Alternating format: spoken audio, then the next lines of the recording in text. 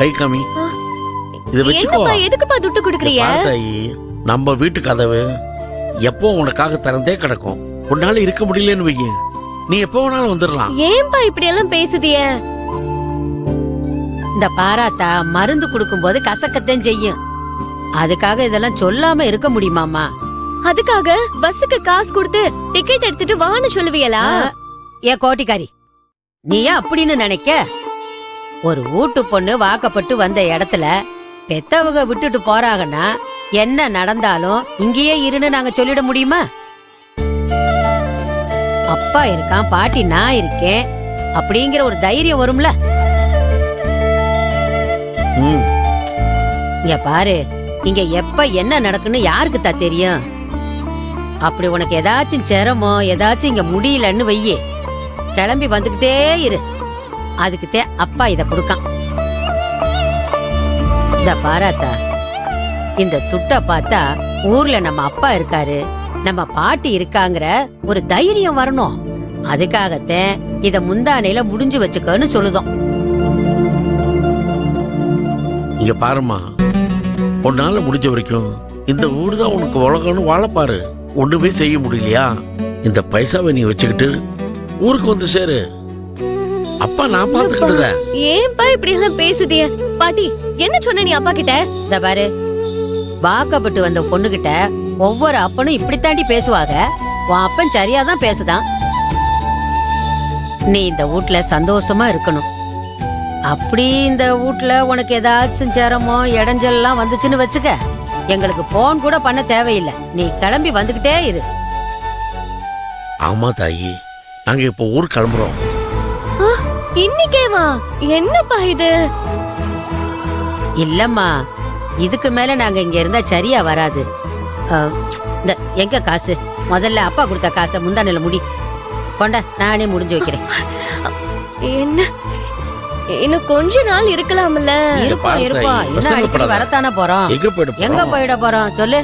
உன்னை பார்க்காம எங்களால இருக்க முடியுமா? சரி, இதெல்லாம் ஒதுங்க வச்சுட்டு வா. என்ன வருவான்? வா வரதாய். வாமா.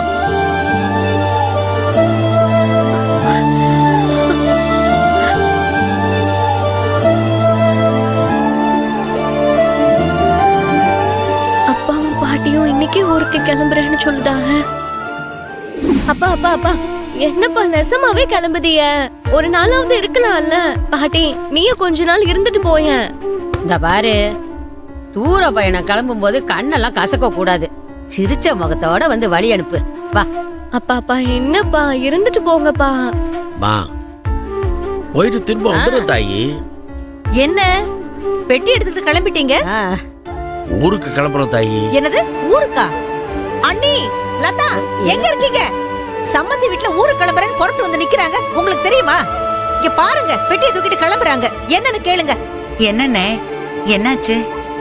அவர் வேற வெளியில போயிருக்காரு, நீங்க பாட்டு கிளம்பி நிக்கிறீங்க. சிதம்பரம் வந்ததும் சொல்லிட்டு போறோம் தாயி.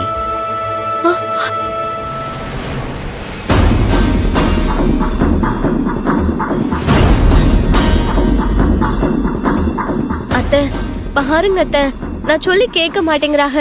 நீங்களாவது சொல்லுங்களேன். அண்ணே, எங்களுக்காக இல்லைன்னாலும் துளசிக்காக இருக்கலாம்ல. என் புள்ள துளசி இந்த வீட்டுல ரொம்ப சந்தோஷமா இருக்கான்னு நான் முழுசா நம்புதேன். அதான் நினைச்ச பாத்திரத்துல கிளம்புதான். துளசிதான் இந்த வீட்டுக்கு மறுபடியும் அதிர்ஷ்டத்தை கொண்டு வந்திருக்கான்னு அண்ணனும் அண்ணியும் அதை விட நம்புறாங்க. நீங்க எதுக்கும் கவலைப்படாதீங்க. துளசி எங்க வீட்டுல எந்த குறையும் இல்லாம சந்தோஷமா இருப்பா. சொல்லக்கூடாது, இருந்தாலும் சொல்லுதேன். என் பேத்தி வெள்ளந்தியாவே மனசுல எதுவும் வச்சுக்காம வெளிப்படையாவே பேசிடுவா.